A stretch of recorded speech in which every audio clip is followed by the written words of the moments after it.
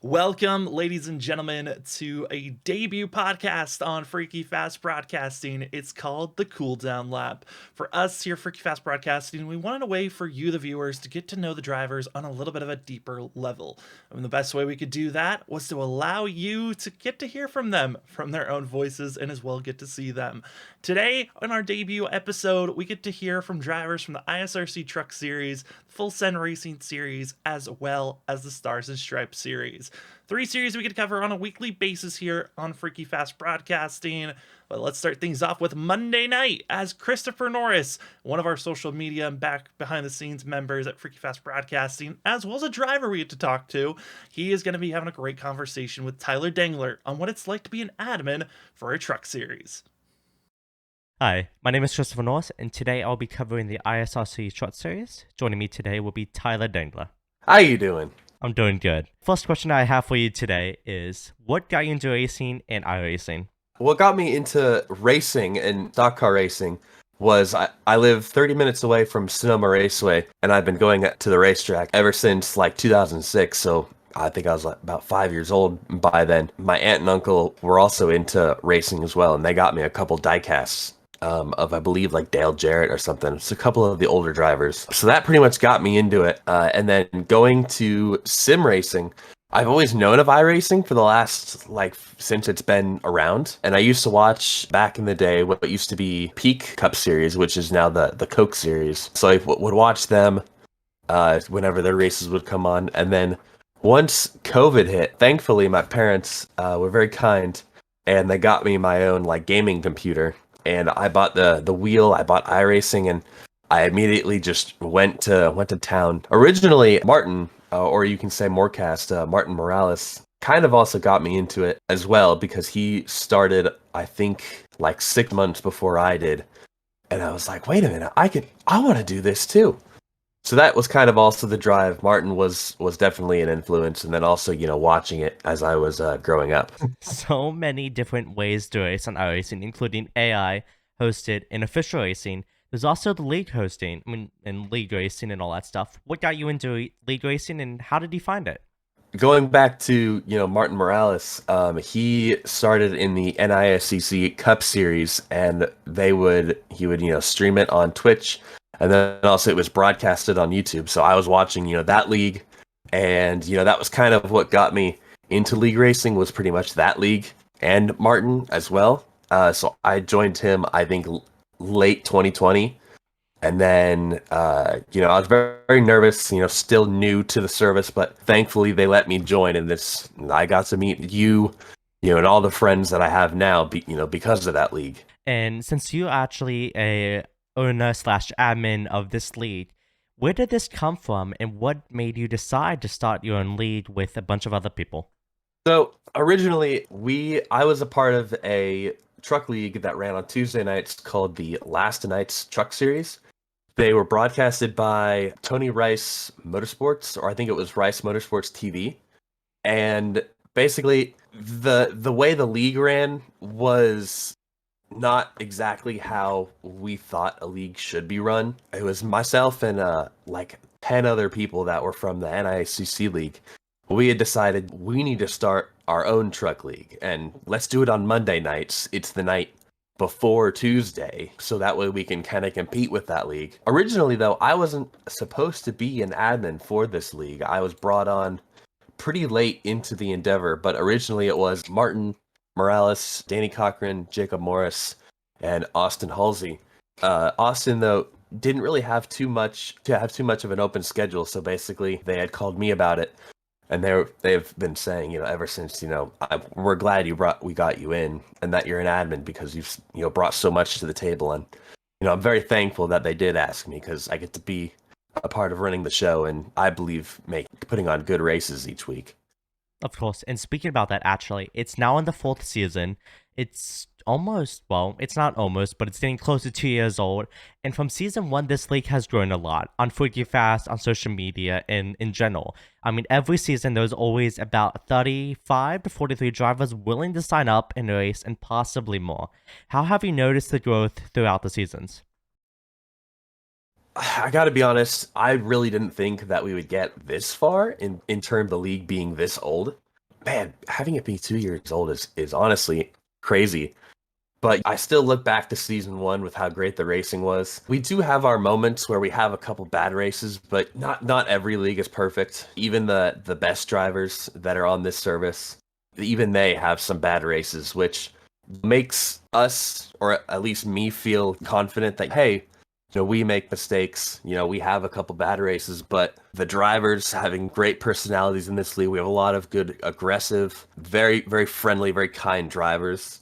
And that whole thing and all of us being friends kind of just builds this league up with also the social media presence that we have. People want to, hey, what is this truck league on Monday nights? Let's go check it out. They like it and they stay, or sometimes we only get maybe like a guy that only wants to be here for 2 races, and that's okay. We'll keep growing, and it's not their fault. It's sometimes it just doesn't add up. And with the fourth season just underway, it started just about a month ago. There's been so much that happened, drama already. It's always fun to watch and fun to race. So my question is, how has the fourth season been as an admin and a driver?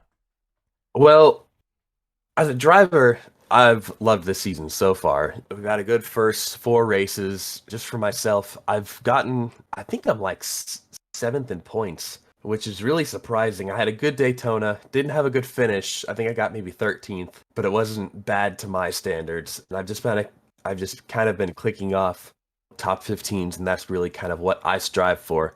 I think I got a top 10 one of the races, and I was very, very proud of myself for that. Being an admin, though, for the league and running the league, we have to deal with making sure we stay up to date on social media, kind of make sure we get the information out there to the drivers make sure everyone's on the same page. And then also, there hasn't really been too many issues coming over from season 3, which I feel is good. There's been a lot of exciting racing, but no real big arguments and drama that I know of yet. I say yet because it's still the beginning of the season. Could ramp up, and we'll be ready for that. It could come with time. Now, one other question I do have for you. Last season, we saw the release of the long run that was with the ISRC series and that premiered with it. Now, that showed off all the possible drama that this league could possibly bring. How do you feel about that? Well, honestly, thanks to Sam for putting that on. Honestly, I've watched every single episode, even the long hour-and-a-half ones. Those were a blast to get to rewatch and kind of relive the drama that happened throughout the playoffs. We've got a lot of good characters, we've got a lot of drama. Even though we don't necessarily like each other, that drama that came through the races really made the episodes really important and impactful because of the drama that happened, and then it gets recapped through the drivers after the race. Honestly, so far as a driver and person that watches myself, it's always very fun to race and always fun to watch and entertain. Now, one question is, what goes into the different track pickings every single season? Now, sometimes I do understand that there is a vote for it. So, but this season we have Motegi, Fuji, and some other kind of tracks like Port Oil. So I know you guys funneled down maybe about 6 to 10 different kind of tracks per pick. What makes you guys decide those ones? Really, we've been wanting to do Motegi for a couple of seasons. I think we had it on the schedule the last 2 seasons, actually, for the drivers to vote for. And I feel it's very important for the drivers to, have a say with what tracks we have, because it also gives the drivers pick the tracks that we race at. And then also, if there's ever the situation to where there's an argument with what tracks, why are we going to Motegi? It's in Japan. It's like, well, we put it on because we thought you guys would like it, and it was picked, so we're gonna go to the track. It's not like we're gonna go to Daytona, and then we're gonna say, well, sorry, we're not gonna go to Daytona. In regards to Fuji, I had actually done some testing there when the track came out on iRacing with the truck, because I just thought the layout was so cool and interesting. And I tried it out with the truck, and it's like, wait, guys, the truck can race on this. Like, this is gonna be cool, fun and interesting. It could be a good track for the schedule. So that was kind of what we put on. That's kind of like why we put it on the schedule, see if it would get voted for. I can't remember if we had it voted for last season or if we had it on the pick last season. But we've had dirt races before in this league. Seasons 1 and season 2, we had a dirt track. I believe we went to Eldora and then Bristol season 2. We didn't have one season 3 because we wanted to prioritize, having a short track. But we made sure that we put a dirt track back on this season just because of, the excitement that it brought from, the seasons past.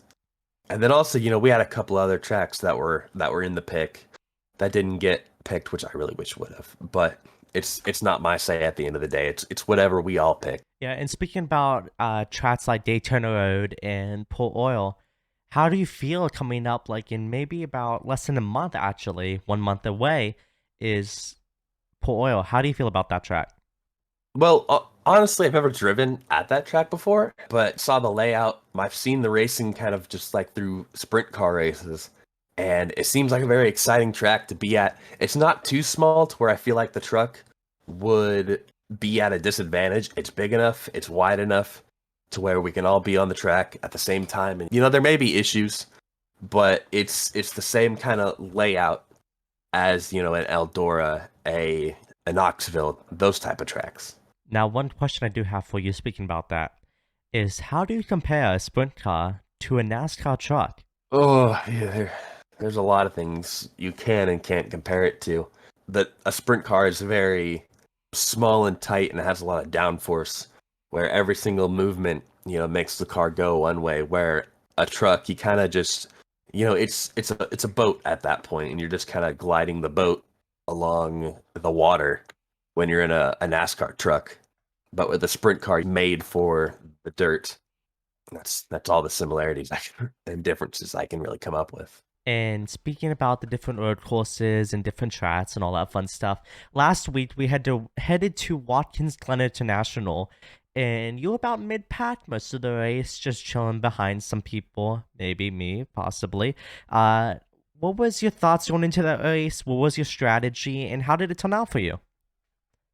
Well, first and foremost, my main strategy was to making sure I went to the bathroom before the race because it wasn't shown. I don't believe it was shown on the broadcast last season when we went to Watkins Glen, but I had to go to the bathroom within 5 laps of the race ending, and I could not hold it, and I parked it in pit road for a lap, and I ran to the bathroom, and then I finished the race like a lap down. So I made sure that I was good on that section of the racing dealt with, and then also at the same time I had to relearn the boot, how Watkins Glen drives. If Watkins Glen is a fun track, but adding the boot was such a bigger challenge, and it was also a lot more fun to drive the boot instead of just more of a fast-paced road course. This season has brought and is showing it's going to be a very entertaining season with different winners and surprises sometimes. So overall, it'll probably be pretty fun. What's your expectation as an admin and league owner going into the rest of the season?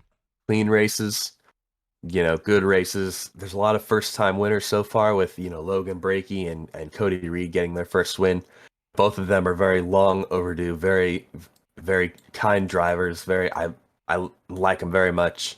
They're amazing people to be around. Logan, especially, he was an admin for season 3. Very proud of him for getting his first win, and then Cody's been here since the start. See him get his first win was definitely exciting. Almost exciting as your first win, Norris, but just basically just as equal. Now, one last question I have for you, Tyler, is that I actually went through the stat books of all of the seasons throughout the ISRC history. But how does it feel to have the same average finish as myself? I believe that first win of yours made it so that that average got bumped up because you missing Bristol twice in 2 seasons. Definitely raised that average back down to me, and also the few incidents that you've had up on track. But that is actually a really weird stat. What is the average finish like 29th? Nope, 15.98. Damn. Thank you, Tyler, so much for coming out today. I hope you have a good end of the season. Now, one request I have for you is if Logan Berkey and Cody Lee can win, hopefully you can get one on track. What's your thoughts about that? Well, I'm hoping that I can get a win one of these days. The schedule, for the rest of the season isn't necessarily, none of the tracks are really a track that I circle down and I cross and I put arrows on and I say I'm gonna win this one. But I'm gonna practice each week. I'm gonna do my best. The league has a good race, and then myself has a good race. But very low expectations of myself. But hopefully I can pull one off one day. Yeah, well, thank you so much, Tyler, for coming out today, like I just said a few minutes ago. And I hope you have a good rest of your season. Good luck on track. No problem. Thanks, Norris. Well, from the admin, let's get to hear from a two-time champ. It's heading straight from Monday night to Tuesday night as the Full Send Racing Series. Camron Sartin got to have a great conversation from the commentator that covers Tuesday night, that of Trevor Erhardt. We'll see them and see what they had to talk about. All right, ladies and gentlemen, I'm here with Camron Sartin, Full Send Racing League, the number 24 truck. Cameron, how are you doing today? Pretty good, sir. How are you? Doing pretty good. So, welcome to the first Freaky Fast podcast. So you're going to be one of our first guests on board, and we'll just jump right into it. Cameron, what got you into sim racing? How did you get into iRacing? Yeah, well, appreciate the one of the first episodes, so feels good, especially with the Freaky Fast crew. But iRacing in general, always grew up a NASCAR fan. Really, Dad got me into it at a young age, so got the NASCAR Thunders and Nextel Cup 2005, big games back in the day that I played and drove around the track backwards and wrecked people. But going in, I guess I kind of found iRacing back in 2016, probably around that time, and didn't have the funds obviously to buy it yet. I was in college, so probably wasn't the greatest time to buy it either, and all the equipment. So always talked to my buddy and dad, really, NASCAR guys, like, hey, I got to get this right after college. So graduated, and the first week I graduated, I just pulled the plug on it and bought all the PC parts, put together own PC, got a wheel, some pedals, and the rest is history. So got on it, loved it from the get-go, and here we are today. Now, wheel and pedals, that's a big thing for a lot of sim guys. I know, some people go the direct drive route. Some people have the Logitech, the G920s and stuff like that. So what did you start with wheel and pedal base when you got into it? So I just bought the Logitech set, the G923 actually, and then the pedals that came with it. So I guess nothing fancy to compare what some other people have, but still got the wheel and used it, and everybody was raving about the Fantech pedals. So eventually, I think after the first year Full Send, kind of pulled the plug on that as well and ordered those, the V5s, and so now I use those, and it does make a difference. So I wanted direct drive for sure, but everyone in the Full Send League and guys I race with are begging me not to get it because they think I'm going to be too good. But I like what I have right now. Like, it's working, so I'm kind of scared to change it, and plus the cost factor of that. But I love it, so it's great to kind of feel the track a lot more, especially with the pedals, than I did with the old one. Just kind of feels like I got a little more control of the car for sure. I will say, as a driver, the pedals do make a huge difference. I have the V3s. I did upgrade. I had the same wheelbase, but I did go the Fanatec direct drive, the like 8 nanometer direct drive base. Right. And it makes it's a difference when you go to that, but for now, I wouldn't. If I hadn't had the opportunity, I probably would have just got the pedals like you. So I understand, especially with the price and getting into it all. So I know how that feels. But yeah, for sure. Wife wouldn't like it that much either. So right, be a little selfish. So, but I got her a dog, so hopefully it will maybe here in another next year. it evens out, right? Evens out exactly. in terms of rig, are you the I just attach it to my desk kind of guy, or do you have a dedicated little rig to go with it? Nope, I just got attached to the desk. So luckily, I didn't really think of this when I bought the desk, if the steering wheel would fit or not. Luckily, it did on the desk, so I didn't have to build, extra little wood space for it to click or something. Actually, is almost perfect, to my legs and hands and where I sit ratio. So it might be a little tight, but it's very simple. I mean, my pedals are on the floor on the carpet, and there's a little bar on the bottom of my desk that blocks it from when I push down, on the brakes hard or the gas. So simple guy to be honest with you. And see, that's the great thing about sim racing. I mean, you have guys like you that are, hey, I've got it clamped to my desk on the floor. You have guys that have full blown rigs with triple monitors, all racing at the same time, racing with each other, being competitive. Just kind of shows you that it's not all about the equipment. Most of the time, it's kind of comes down to driving style and how you drive it. And speaking of that, I mean, Full Send Racing, this is our second season with you guys. Xfinity car last year, trucks this year. I believe it was the trucks to start with. And you come in and you go, or no, I'm sorry, this is the fourth year for y'all, our second year.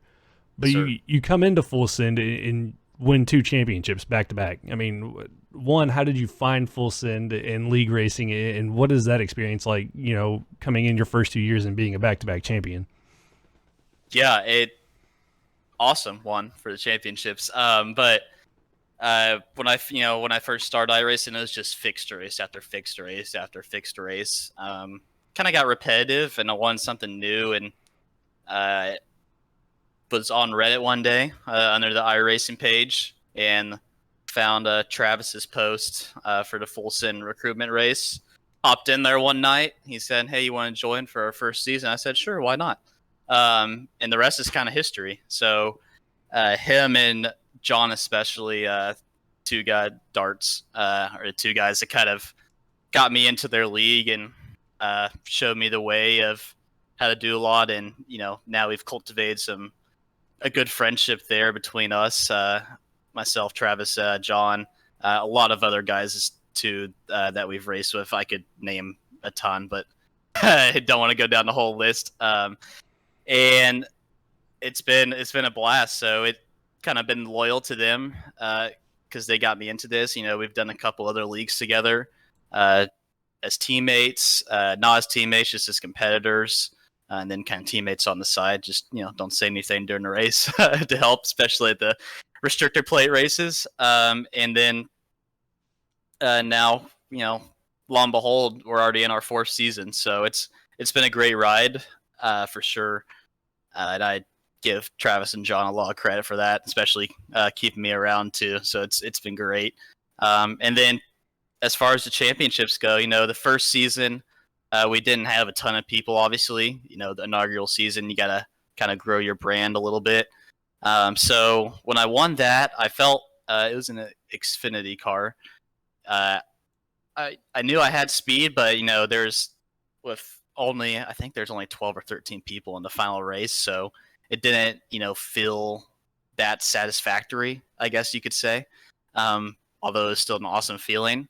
Then season 2, got a few more competitive people. Racers grew, from 5 to 6 people consistently through the season. And that one felt a lot more earned for sure. And it was kind of cool to go back to back, especially in 2 different cars that drive completely different, as you're well aware. And then last year, wanted to three-peat, got to the final race, and just didn't quite have enough for Ross, but he definitely deserved it as well. So I look back on last season, not in a bust in a way. I just felt like I had a lot more speed than what the results showed. But to make it to the Final Four and compete with the talent we have now in this league is saying something for sure. So but it's been a great ride for sure. I mean, yeah, last season was very entertaining, to say the least, between all the races, the drama, the close finishes that we had, and especially in the Xfinity car, because like you said, I mean, it's completely different from the guys who run all the NASCAR stuff. It's completely different from the trucks, the Gen 6, even the next gen car. I mean, it's its own little animal. And now y'all go back to the trucks for this season. But I mean, going back to season 3, I mean, you won at the Roval after a really good battle. I can't remember. I think you had 2 more wins that season, and then going into Vegas, it just. I mean, was there anything looking back at that Vegas race that you could have done to challenge Ross and try to get that three-peat? Probably. I think on the, if I remember correctly, the last pit stop, I was gaining on him before, right when we pitted, and I think I slid through my box just a tiny bit, which, as you know, even if it's only a second, it costs you about 4 or 5 on pit road. So a little minor mistake there. And at the end, I was catching him because I got within a second. I started a good chunk back there. I think 3 or 4 seconds behind him. But I was kind of saving my stuff because I knew he was going to push super hard with all 4 of the championship guys on different strategies. So I was hoping he would use up his stuff, but I mean, he's a super talented driver where you can use up your stuff and still be fast.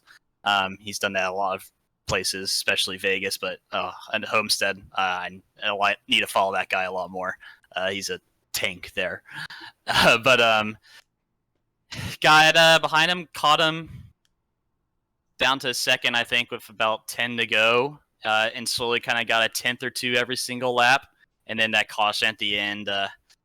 With the pit stops, and then it's the top 4 on fresh tires and who gets the lucky line in terms of where to go. And I think I got stuck behind Sherwood on the outside, just nowhere to go. But I'm not the type of guy to just plow through people and wreck them.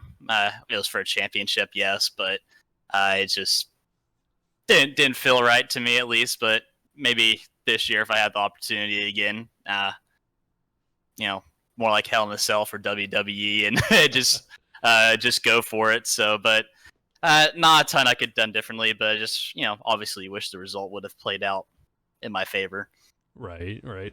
So then we move back to the trucks, season 4. We've already been through, Daytona, Homestead, Bristol, Auto Club, just coming off of Auto Club actually 2 nights ago, where I believe it was down the backstretch. You get blindsided in the right rear, trying to avoid a wreck, which we all know is the worst feeling as a driver, to just get hit in the right rear because you're just a passenger at that point. But then we go on to Eldora, the dirt. So it's been 5 races, 5 very distinct tracks coming up next week. But, I mean, the competition level. So, I mean, you have Ross Tatum, obviously. He's back defending his championship. Cole Sacchetti, we saw last season, was really fast all season long. We've got you, Chris Stitz, made it to the Final 4. And then, now you add Zach Hall, who was part-time last season and was pretty dominant at some certain tracks and already has rattled off, 2 wins. I mean, what are you thinking so far, 4 races into season 4? I mean, kind of give us your thoughts and then walk us through last week at Auto Club as well. Yeah. Unlucky on my part. It's been a nightmare in a way. But for sure, Zach, that guy's fast just about everywhere. I learned that last year pretty quickly. When he came on, I don't remember his first, I want to say it was Indy maybe. And just ran away with it. He's a bot around Indy. I'm just going to tell you that now. I've raced with Zach a couple in leagues before, and anytime Indy comes up, I just write it off as there's no chance because he's a bot. Yeah, see, that's how the guys were with me. That's kind of been a race because I hadn't lost there before he came along in any league I've been in. That and Richmond are kind of the ones like I've literally I've won it all there, but. He came on. I was kind of catching him at the end. I will say that. I was catching him at the end, but yeah, he was lightning quick. So I learned really quickly that this guy's super talented, and it continued the rest of the season, the races he did, and early into this season. So definitely, I would say it's only been 4 races, the favorite. He was right with me Tuesday at Auto Club. So, but it helps, me become a better driver at the places I am not, don't feel comfortable at. For sure, which is great. Anybody that's better at you at any given track, whether it be, Bristol or, Auto Club, two very different places. And it's great when you can kind of sit behind someone and learn, where they let off, or, how they get on the gas, their line. There's a lot of stuff you can learn kind of in that mid-pack area that people, I think, take for granted sometimes, because you can see who pushes, who doesn't, and where it ends up after X laps, which I've kind of grown accustomed to. It's kind of a cheat way to learn, I found out. But hopefully no one uses my strategy a little bit. But yeah, it's the season so far. It's just been, I've just kept getting wrecked and then unlucky. This, got in the wreck at Daytona, nowhere to go, is what it is. Homestead, didn't get any practice in. I've been okay there, kind of okay to good. I wasn't really expecting a lot. But then I realized a lot of the guys we added are fast as well, which is great. More competitive up front. So I think I started mid-pack, was there most of the race. I think I was going to get a top 10 before that last caution came out. I was like 6th or 7th, I want to say. I was like, well, let me just give me this and let's go home. And unfortunately, my buddy Cole got loose on the outside there and overcorrected into a wall and came down right in front of me. So there's a nice meatball with nowhere to go. And then Bristol, felt like I had the truck to beat there, and completely forgot we were in turn 2 to pit. I thought we were in turn 4, so I was just waiting around, and all of a sudden I see the entire field behind me dip below the cone, and I was like, oh boy, I'm in trouble. That's what happened. Okay, because so in the yeah. booth, we were thinking it was just kind of one of those situations where as the leader, you're kind of, out of luck no matter what call you make. Either you pit, everybody stays out, or you don't, everybody comes in. But yeah, Bristol, being how it is, I'm assuming y'all use the single pit lane for that, meaning you'd have to pit out of turn 2, and it's so easy to lose where you are on that track. Yeah, it was just a brain fart on me. But yeah, like you're saying, it's so easy to lose because, that caution, and when you catch the pace car, like you catch it in turn 1 if you're the leader. So like you have less than 5 seconds to really make your decision. And if no one else has caught you, like they have even longer, so they can kind of lag back and see what's going on. So I think I caught the pace car around the start-finish line in turn 1, and by the time I looked up, it was too late. So, and almost held him off still. So the 2 fastest guys, other than myself there. So kind of felt good battling there on old tires. Kind of want to pull a little Cinderella story. I was trying to block and do everything I could, but there's just no shot. And then Auto Club last week, a pretty decent qualifying, top 10, just kind of rode around that first stage, and knew kind of there at the end. It was only 25 laps. Myself and Zach caught the top 5 pretty easily, but it was just so hard to pass on the bottom if you didn't have a drafting partner with you. So old tires or used tires, you had 4 people versus 1 on the outside of the line. It was just no shot when it gets so tight on the inside. Then kind of the second part before that caution, got around Ken finally. Got 1 lap of clean air in the lead, and then came down pit road, and right when we came down pit road, the caution came out, so we had to restart in the back, which was, just how the season's played out for me so far. Was definitely saying my stuff. The top 10, I think I was in 11th at that time, and, Zach behind me as well in 12th. I'm assuming he got the idea too. Those guys were nuts up there, going crazy. Side drafting, dive bombing left and right on Auto Club, which is, even though there's a lot of room, it's still bumpy at one run bump, and your truck is sideways.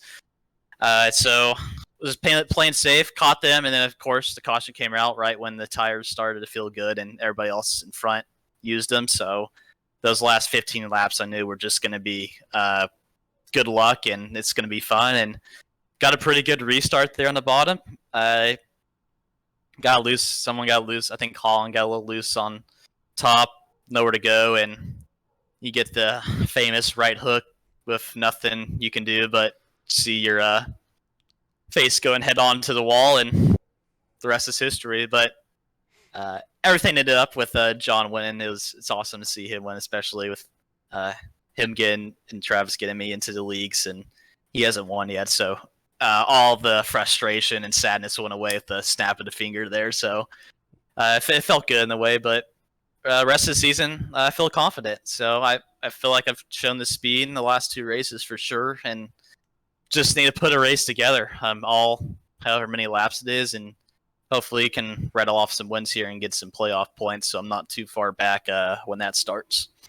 I mean, right. I mean, especially with having the playoff format, those points are going to be, important. We saw it last season, how important those playoff points were when somebody had a bad race but had that cushion, how much it helps. But I mean, as a fellow driver, I know how kind of it can get in your head when you have it, when you know you have speed, but you run into bad luck, especially at the start of the season. It can really kind of get in your head and kind of mess with you. I mean, how do you as a driver try to block that out and just go into the next week knowing, hey, I'm gonna have speed and we're gonna get this done? Yeah, I mean, just like you said, just knowing you got speed to run at least in a top 10, more than likely. Just kind of putting it behind you. I don't do iRacing as a full-time job by any means. It's a great hobby that I found, met a lot of good people with and raced. So just kind of moving on next week with a smile and just having some fun. So, bad luck happens. It's racing. The fastest car doesn't win every single week. It's not like Formula One. So it's I love that in a case, because you never know, what you're going to get. Like, no one, I think, in America would have chose John win last week, and boom, he wins. And he's shown a lot more speed this year than previous years. So it's so fickle, and that's what's great about it. So one week you can be 20th, and next, you're the fastest car out there and win the race. So just going in with confidence and trying to put a race together. So Eldora is going to be, I don't know, I'm assuming it's going to be a mess. So hopefully we can stay out of it, and just I really just want a top 10 without anything going wrong on because of me or just unluckiness because of wrong place, wrong time is really the mindset. Yeah, I'm definitely looking forward to what's going to happen next week at Eldora, because having been in a couple of those races, I know how crazy they can be, especially when they're involved in a league race. So that one's definitely gonna be fun, especially with how competitive you guys have gotten from last season into this season. But okay, the question that I'm sure everybody wants to know the answer to: why Disney? Oh man, I'll keep the PG version for sure. But one, mom has always been a big Disney and Mickey Mouse fan. So definitely drew a little inspiration from that, because I kind of wanted to, at first, once I kind of confirmed it, just run it every race from then on. It was like, oh, you can, I can do Lilo and Stitch one time, and then I can do, Mickey Mouse the next time, and kind of changed it up because Disney is massive, so kind of having a different paint scheme. And then I realized how long paint schemes take to make, and I am terrible at doing it. So that quickly went out the window, and I was like, let me just get one. I can change some colors every race or something to match up, if there's a stars, stripes race, for America or something like that. But it all came from another league that we were running in, Travis John, and as well as Chris SRA. We competitive league for sure. I was a rookie that year, and up there with the big guys, who have won the championships and this and that, and racing hard with them. And is one race, I don't remember exactly what track it was, but definitely was not the fastest that week, and kind of in a way lucked out to win finally. So one of the guys in there called it a Mickey Mouse win, kind of like it was for LeBron's championship down at COVID NBA. Sorry, Lakers fans or LeBron fans. It's true. But kind of got called out for it, and I, got into a friendly argument per se, because I've had the speed all year and finally got something lucky out of it, which seems to never come my way in iRacing for some reason on pit strategies and everything. But threw a Mickey Mouse sticker on it the week after, because that guy got interviewed, and that's when he said it during the interview with y'all actually at Freaky Fast, and threw a sticker on just for fun, kind of poked the bear a little bit, and it just kind of took off like a rocket, honestly on complete accident from there. So getting called Mickey Mouse during the race in a good way, the emoji after a win, and I know Sam and yourself, now watching the races, the Mickey Mouse machine's coming. It's it's cool that for sure now, and it just stuck around, and it's good to kind of have that nickname in a way, and don't feel as though a ton of other guys have it. But when you hear Mickey Mouse or something, exactly who they're talking about. So kind of a cool, like it is Rowdy for Kyle Busch. So I love it. So it just stuck, and I'm running with it. I was always curious because we have Zach with the Fruit Stripes Freaky Fast Car, and then Ross has always got a Coca-Cola scheme and always thanks Coca-Cola at the end of the race whenever we get to interview him. So I always wondered if there was a connection between you and Disney, or if it was something else, and that explains it. And it's funny how something like that can just stick and take off, and you just own it. Yeah, for sure. It's I never would in a million years would think it took off like it did, especially in a video game of all chances. But it's gone from league to league, and to the announcers, you guys up there, it's kind of gone everywhere, and it's fun. I accept it, and it's been a blast. So I guess next time I beat Ross, I gotta say thanks to Pepsi or something, just to rattle his cage a little bit. But yeah, it's good. So well, there you go. All right, well, that's been Camron Sartin, the number 24 Mickey Mouse machine with Full Send Racing Series. We appreciate you stopping by, taking part in the first part of the podcast. Yeah, Trevor, appreciate it. Shout out to you guys as well, everyone there at Freaky Fast, including yourself. So definitely don't see what goes on behind the scenes, but understand it for sure with the editing, the announcements, and I don't know how many you do. 5 races a week now, I think. Is that right? 5 or 6. Monday through Thursday, Monday. Yeah, I think it's Monday through Thursday, and then we're picking up Saturday again in a couple of weeks. I'm not sure if we've got something on Friday. I know we're off for sure on Sundays. So, gotcha. Well, hey, 4 or 5, no matter what.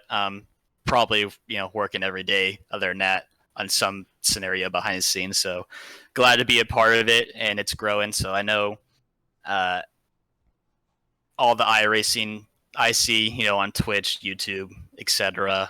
When it comes to broadcasting, y'all are by far the best I've seen, and make it enjoying for everyone. So hopefully y'all continue to grow. Glad I've been a part of it for sure. And now in the podcast, so another thing to y'all's plate. So thank you to yourself, and go catch us on Tuesdays at Full Send Racing on Freaky Fast on YouTube. So it's a grand time, and I guarantee you yourself and Sam will always make it fun, no matter how crazy the finish or some passes are. So appreciate it. Yep, not a problem. We appreciate you stopping by. Well, from the 2-time champ to a driver that went on the path of almost becoming a pro driver, let's talk to the 18 machine that drives on that Thursday night. It's Andrew Medlin from Stars and Stripes, as he gets to have a great conversation with Zach Hall on the highs and the lows and some great stories for going through that of the real life racing series. Welcome, everybody. Here we go. This is the Stars and Stripes Racing Series segment of the podcast, and I got a great guest with me here, the driver of the number 18 from the Stars and Stripes Racing League, Andrew Medlin. So, Andrew, welcome to the podcast, man. How's your day been? I'll tell you what, yeah, glad to be here. I appreciate the opportunity and looking forward to having a fun conversation here with you, Zach. Oh, it's going to be a blast for sure, man. So I can't wait. Let's get straight into the action here. And, you know, Andrew, I think a lot of people don't maybe know this about you, but you actually competed in the Hooters Pro Cup Series, which, if people are not too familiar with, is now known as the Cars Tour, which has actually been in the news recently, where the ownership was recently acquired by Dale Jr., Jeff Burton, Kevin Harvick, and Justin Marks. So some pretty cool stuff. I mean, they got notable drivers of Chase Elliott, Christopher Bell, Joey Logano, Matt Kenseth, William Byron. I mean, plenty of Cup Series drivers that have competed in that. So it's a very top tier, series out there in the real life stuff of that, because we do our iRacing racing here in the simulator. So take us a little bit through your real life racing experience and how it all went down. Yeah, and also one of those names you forgot, Andrew Medlin. But hey, there's a reason why I'm sitting here on a racing simulator and those guys are sitting in cup cars. But hey, we'll forget about that for a moment. But yeah, no, it was, I'm down in Tampa, Florida. I'm in my early 40s, so in iRacing world, I'm actually probably considered an old guy. But this going back to my real racing days, I mean, I didn't come from a family of car tuners and racing enthusiasts. Really, one of my neighbors growing up, his uncle raced at the local short track, Sunshine Speedway in Pinellas Park, Florida, and I remember as a child going there thinking, these guys are nuts. There's no way I'd want to drive a race car. Fast forward, to my early 20s, and there I am driving real race cars. But it was a great opportunity. I mean, like most, kids, wouldn't have been possible without my parents and giving me the opportunities to get behind a wheel of a real car. But it actually all started, Zach, in the late 90s. There was the first indoor go-karting track in North America opened in St. Petersburg, Florida, called Mokart, owned and operated by a guy named Jim Piero Moretti, who's a founder of Momo Racing Products, big sports car driver. And here I am, I'm in high school in the late 90s down here, and I play, alto saxophone in a marching band and run cross country, which may be a shocker, but those aren't the coolest sports, in high school. That's not the one that everybody dreams of. Usually you want to be the star quarterback of the football team, not playing alto sax in the marching band. But hey, it led to a pretty neat opportunity in racing, and went to this indoor go-karting track, which had League Nines that had just opened, and very first race I did, won the race and kept winning. I'm like, wow, actually pretty good at this. It kind of came easy. And the owner of the place decided, and this was really kind of my first stamp in racing, he decided to throw a 6-hour Grand Prix and invite all of his famous racing buddies. And again, mind you, I don't come from a racing family. Other than like going to the Daytona 500 and some local short track stuff, I didn't have an extensive knowledge. So here I am, I'm 17 years old, racing this indoor go-kart race with Derek Bell, winner of 24 Hours Le Mans in Daytona, Kenny Brack, who had just won the IRL championship that year, Indy 500, Bob Bondurant, who's a big sports car guy and has a driving performance school out in the West Coast, and a bunch of other guys. I mean, these were all legendary sports car and open wheel drivers. And we had teams from 20 teams from around the globe. Team USA was headed up by yours truly, Andrew Medlin, who was a nobody, just a high school kid with braces and thick glasses. And here I am in practice at this event, and Kenny Brack comes up to me asking me for advice on how to race the track, which, trying to act cool and coy was like, yeah, here, I'll give you some tips. In my mind, I'm screaming, going, oh my gosh. Here's a famous race car driver I watch on TV asking me for tips on how to drive this. Well, fast forward 6 hours through this Grand Prix, we won. Me and my teammates won by several laps, and it was on I mean, again, I'm aging myself here, but Speed Vision at the time, which no longer exists, and some international news channels. And that was kind of it. And really, here I am. I'm going into my senior year of high school. So I'm just now starting to think about how am I going to get into racing professionally. All these guys I had met and raced with at Mokart, some of those names were really pushing me towards open wheel racing. And looking back, I probably should have done that. I had some great connections. But, and again, I'm appreciative of all the opportunities I had. I decided to go NASCAR racing, and where I didn't have connections. But my father and mom were pivotal in helping me give that opportunity. My dad and I really worked the sponsorship channels. And I basically, I found a university up in Charlotte, UNC Charlotte, that had a motorsports engineering program.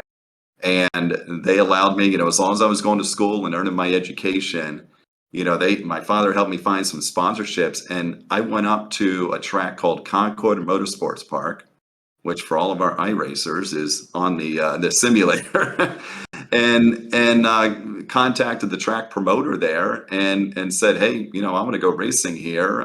Do you have any teams that would essentially lease me a car? I basically showed up knowing nobody, Zach. It was me and some sponsorship money, which goes a long way. Money helps for sure. Money helps, exactly. So yeah, here I am, 1999. A guy named Dale Earnhardt Jr. was, racing, just making his transition from late models at Concord Motorsport Park up into, I think he went into the truck series at that point. A lot of legendary drivers also came out of Concord Motorsport Park, and there were two teams there that were willing to lease me a car. So I went up and did a test session and, drove my first race car and, I guess kind of real car there. Yep. And then ended up going late model racing. So that's really cool. Yeah, it was really fun. And then, one other thing I just skipped out on, Zach, and these schools are out there. I mean, really anybody can go out and do this type of thing. Richard Petty Driving Experience is the really well-known one. I went to one back in the late 90s when I was, doing the go-kart racing and realizing, I want to try and be a real race car driver. I went to the Buck Baker Racing School, which no longer exists. But back in the late 90s, that was one of the few stock car racing schools that was really geared more towards training drivers to become a real life driver, more so than the experience. The Richard Petty one, which is still around, I believe today and does great. Even back then, 25 years ago, was really geared towards entertainment, the ride-alongs, things like that. So again, kind of going back to my go-karting experience, here I am going to the Buck Baker Racing School at Rockingham Motor Speedway, The Rock. And there's a guy there who I didn't really know who he was at the time. I learned once I was there, named Buddy Baker. Again, another NASCAR legend, big name. He worked with me one-on-one through the first 3-day program. So there were other drivers in this program, but he and I would go out on the track together in separate cars and do passing drills and all that. And I ended up doing another racing school at Atlanta Motor Speedway. So, we got to know each other fairly well. And, looking back on it at 42, I'm like, wow, I can't believe I had those opportunities. It was me, but I would die to go back and do that all over again. It was, I was just a young kid and didn't really realize at the time, just wow, how legendary and cool the experience was. But I'm grateful for the experience, and it really propelled me into the racing career that we're talking about now. Yeah, that is an amazing story. I've heard of the Buck Baker Racing School. That is definitely a place where Jeff Gordon, I know technically, that's where he cut his teeth on an oval track for the first time in a stock car. So it is definitely a legendary for sure, and that is so cool, the names you brought out there. So I'm sure folks are getting to learn a lot here about that. But through the racing experience, I'm sure you got to race at a lot of cool tracks. What do you think was the one you told about the Concord Speedway, which of course is on iRacing, which I think unfortunately now has become a parking lot, which is very sad. It has very sadly. Yeah. Yes. But it has been torn down. Yeah, it's that is super sad to see. What are some of the tracks you feel like were your favorite ones to compete at and get to drive some laps around? So my favorite tracks are all getting bulldozed and turned Yeah. into warehouse complexes because my set is so Concord Motorsport Park, number Yeah. one. A lot of memories there. I won a few late model races there. Just a great track. Second favorite would be USA International Speedway, which also no longer Yes. is there. And it's on iRacing too, so at It's least- on iRacing too, so at least I get to live the Yeah. old dreams on iRacing there. A third one, which I'm pretty sure is not on iRacing, up in Indiana, Winchester Speedway, Yes. high banked half man. mile speedway up there. A lot of fun. Southern National probably would make the top 5 for me. And then I even raced some at Martinsville, which obviously is a legendary track. And little side note, my favorite track on iRacing. So Yes, sir. everybody loves the paperclip. So Hey, same here. That's my, the track I've went to and watched the most races in my lifetime has been there. So it's definitely up there in my list also, with Rockingham being the first track I ever went to. So it's really cool to see that, we have same similarities with that too. So man, that's awesome to hear. And I mean, Winchester, that's a track iRacing. If you're listening to this podcast, we need Winchester because that track is amazing. I've seen clips of it, seen onboards. I could only imagine driving it. that was the first track I raced in Hooters Pro Cup where I'll only admit it here, I didn't at the time, that I actually got a little scared of when I bet. It was high speed for a half mile. It was a fast track, and things happened quick there. Luckily, I didn't wreck there. I was around some other guys that wrecked, and I was like, when you got down, to your braking points going in turn 1 and turn 3, you realize you were moving quick. And this is in the days before soft walls. So Yes, those walls hurt. So yeah, when you hit the wall at 170 miles an hour, you cracked your skull there. yeah, you knew very quickly. So I think the $1 million question now is, what are the comparisons you can bring from your real life racing experience to iRacing, and what do you think the biggest differences are too? Well, yeah, big differences. I'll start there first because it's funny. I've had many great teammates in the leagues that I do on iRacing, and this conversation comes up a lot. And as far as the differences, not having. When you're driving a car, most of your feeling actually comes through, bluntly say it, your rear end. When you're in the seat, you're feeling a lot of the force and what the car's doing, what the tires are doing, really through your rear there, the bottom of that racing seat. And you don't get that as much in iRacing. I mean, if you spend, I went through a midlife crisis 2 years ago, and I bought a nice simulator. That was my big ticket item when I hit 40. But even what I have compared to what these professionals have, that are on the motion platforms and all of that, I'm sure that brings a little more of the realism. But, I have a direct drive steering wheel. I've got the hydraulic pedals. So there are some things here that really, bring that sensation, the realism there to this simulator. But I'd say that, and just, there's, as far as, obviously when you wreck or tear up, totally different than iRacing. You just hit the reset button or the toe. Because I'll tell you what, when you're driving a real car, you're not going to make some of those 4 wide moves or some of those slide jobs that I see some of my competitors do sometimes. You're in a real wheel, behind a real car wheel. You're not doing some of those moves. But I'll tell you what. But going to some of the common things between iRacing and a real car. I mean, the momentum, it is so critical. And some of the things that I'm learning, and you, Zach, and all of our competitors on iRacing, I think really transfers over well to a real car, is learning how to keep that momentum, not scrubbing off too much speed going into the corner, the throttle control coming off, even finessing the brake pedal. All that stuff transfers to a real car. And I think you've seen it in iRacing. Some of these kids, usually it's the younger guys, not the old guys like me, that are, working their way up in iRacing and getting a chance to drive a real car and seeing some success.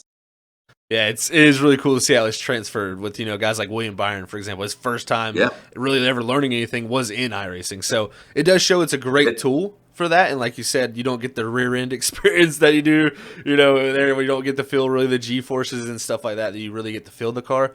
But I mean, every other thing, I feel like the emotions, the the racing instincts, those are great things that can carry over, I think, from the simulator to the actual car. So it is. And another Zach, and another little interesting story. And this has to do with the simulator and success in the real world.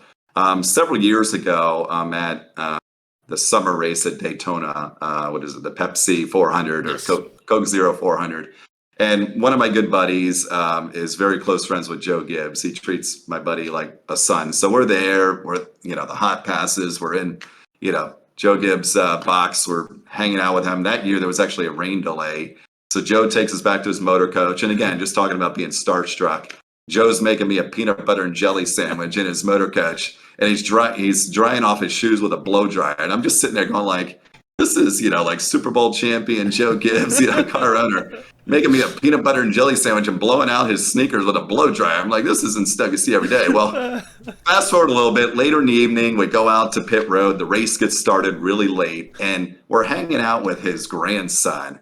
I didn't know who this kid was at the time. Ty Gibbs. That's crazy. Several years ago. And Ty, he's only like maybe 12 or 13 at a time. And me and my buddy Matt are just like, this is Joe's grandson. He's kind of like just hanging out with us, like just messing around in the pits. And he gets talking to me about how he's, he has a simulator at home and he's on it constantly. Well, here I am now, several years later. I'm like, man, that was Ty Gibbs. And he was talking about iRacing. He's got he's had a little bit of success in real cars. He's doing all right. But but yeah, that was also the year that Austin Dillon had the horrific crash on the front stretch coming to we were standing right there on pit road. His engine's sitting there on fire right in front of us. That was a wild race. But, talking about it, it's a neat story. But, that was before I even knew what iRacing was. And here it was, this kid jumping around in the pit box, as a teenager, is talking about iRacing. And we've seen the success he's had in real cars. Yeah, that is a really cool story to have there. I'm sure that was interesting to get a peanut butter jelly sandwich from Joe Gibbs. So yeah, that was pretty neat. That'd be cool to do again. That is really cool to hear, man. Well, that is great stuff you bring there with your real life experience and just how it compares to the simulator. But we'll get a little bit into Thursday nights because you've raced there now for 4 seasons. We were talking about it before. You got 77 starts, but you got 3 wins. So you've been successful in your time here at Stars and Stripes. And to start off this 6th season here, they've moved to the ARCA car. You've got 2 top 5s in your first 4 starts. How has the start of your season been? How have you been adapting to that ARCA car? Yeah, the ARCA car, I really enjoy the ARCA car. You got a lot more. I feel the driver has a little more control there. Yeah, it takes a little more finesse. Cars are a little bit on the looser end. It's a fun car to drive, but coincidentally, not one I have a ton of experience in. My first season in Stars and Stripes, we raced the ARCA cars, and honestly, I hadn't really touched them until we got going again this season. So there's been a lot of change this season, but it's been a lot of fun. The league's been, great. It's the first league I got involved with in iRacing, and there's been some really good drivers in that league and great friends and teammates I've met along the way. So it's I really like the throwback theme we're doing this year. So separate of the story I just told you about Joe Gibbs, I actually was a Joe Gibbs racing fan in general. So I selected the Bobby Labonte number 18 Interstate Batteries car. That was he was my favorite driver back in the 90s, and really my hero there. So it's been fun, piloting that car this season, and I really got to work on getting some more wins, because I'll tell you what, even though I only have 3 wins and 77 starts, I probably have a bunch of 2nd to 5th place finishes. I'm there, but I just need to do a little bit better to get into victory lane, and hopefully that'll come this season here. I'm on a new team this season that I've been on previously. I've had a lot of great teammates in the Stars and Stripes series. We've got 2 new rookies in the Stars and Stripes on our team with Dylan Grimm and I, Diego Valle and Brian Scalise. And it's been a lot of fun. These guys are passionate about it. We're really exchanging a lot of notes and tips and really helping each other on the track. And it's been been great. I mean, to get 2 top 5s already in the first 4 races, I'm really happy about. The one we just had last week at Homestead, my confidence was low going into the race, and it didn't get as much prep as I wanted. And my teammate won the race, and I was battling there for second coming down to the stripe. But I'll gladly take a third place finish. But these cars have been fun, and I really like the throwback theme we're doing this season. We got to do more of that. That's been a lot of fun. It's cool to see all the old paint schemes. As we just talked about my previous life back driving real cars. I mean, a lot of these paints were all the paints of the guys I idolized when I was starting my young racing career 20 plus years ago. Yeah, I love it. Me and Sam even talk about it all the time on the broadcast. Seeing those nostalgic schemes like that kind of give us excitement even in the broadcast booth. It's like, oh man, you got Jeff Gordon and Dale Jr. side by side right now. He's in the 24 and the 8, and the 18. I mean, it is so cool to see that. So I think that was a cool idea for them, and something that I think is unique to Stars and Stripes with all the leagues we broadcast at Freaky Fast. So it's definitely been a pleasure to see that happen. And the cool thing I think about Stars and Stripes that a lot of people may not know if they're not tuning in every week in each season is they change cars. The dynamic of changing the car from season to season kind of take us through that, because you got to be able to quickly adapt, in my opinion, when it's going from a Gen 7 next gen Cup Series car to a ARCA Menard Series car, where that's a Gen 4 body, so you're taking it back multiple generations. And I mean, even before that, you had the Gen 6, you had the Xfinity car, you had the truck. So you guys have went through like the whole process of going through each car. Kind of take us through that dynamic of how to adapt, and how, are you a fan of that? Yeah, Zach, first off, I'll answer your last question, which, yes, I am a big fan of that. The last 2 years, I haven't had much opportunity to spend a lot of time on iRacing outside of my 2 leagues that I race in.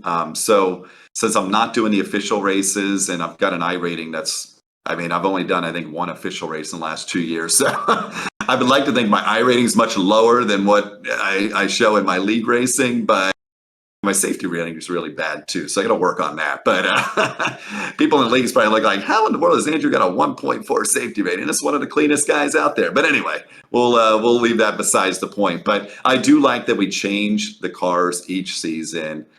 You have some of these drivers. There's a lot of great drivers in our league, and we all have our strengths and weaknesses in various cars. So it's kind of neat to have that element where we're changing each season, so the same guys not constantly dominating each season. I mean, don't get me wrong. We have a couple drivers that, have won multiple championships in Stars and Stripes, are usually always there at the end, but it helps mix it up a little bit more. And I just like the variety. I mean, I've when we ran the next gens last season, that was a car I hadn't touched on iRacing. So it was fun to learn that. I struggled early in the season, but by the end, I felt really confident behind the wheel of that car. And it's just, I like the change up. It helps keep us on our toes. That it really does. I love it too as the broadcasting setup point, because it keeps us, having to always learn what's new going on with each car, the different fuel levels, the way the tires affect each other differently. I mean, it definitely gives a different spice to each season. So I'm a big fan of it also. So I think that is one cool thing that Stars and Stripes has for drivers. If y'all are looking to come out and race with these guys on a Thursday night in the upcoming season, well, there you go. You got some variety heading up for you if you do enter that season. So that's some cool stuff to see. But, with the Season 6 in full swing now, what do you have goal-wise and some expectations for this season, especially with this ARC car that you said you enjoy? So. Yeah, I try to, it's kind of my natural style. I like to set the bar low and then hopefully exceed that.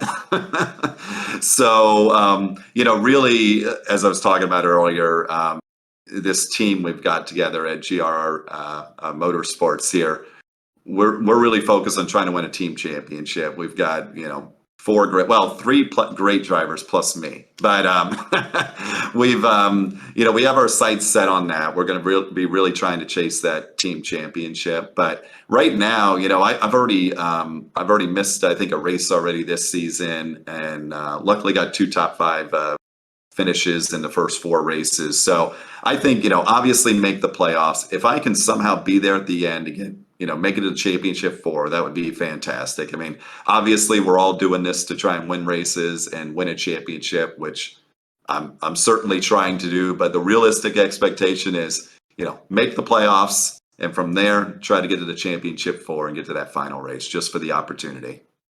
No doubt, no doubt. That is always the goal when you're a driver, man. And it's cool to see that, you're focusing on the team so much, because I think that's an aspect that a lot of people don't really understand is iRacing is a huge team thing. I mean, you learn so much from your teammates. It really can help you in a race just by hearing what they're speaking about. So it's, I think, one of the cool dynamics where, in a real life race car, you're kind of shelled off to yourself in your own team.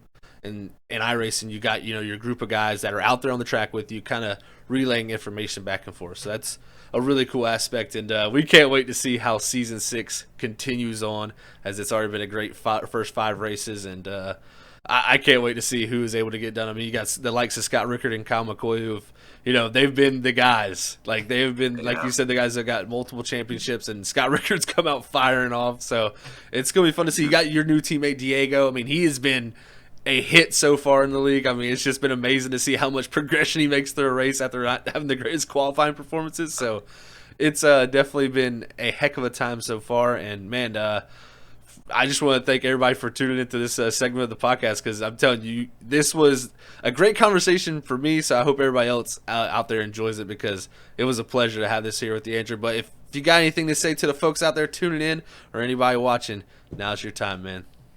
Yeah, no, perfectly. Appreciate the opportunity, Zach. And yeah, for anyone out there watching that's looking for leagues, I mean, first and foremost, the guys doing this podcast, Freaky Fast Broadcasting, absolutely amazing. Really enjoy the broadcast. If you're into that side of iRacing, I've got, with the racing background, I have a bunch of buddies and friends and family that enjoy watching the race. And you guys at Freaky Fast just make it's fun to drive the cars, but then to go back and watch the broadcast is almost equally as fun. I really enjoy it. So yeah, if you're a guy out there looking to get into a league, certainly look, towards Stars and Stripes there. And again, just to appreciate all the support of the teammates, and all the leagues I do. It's been, as you were just touching on before the closing here.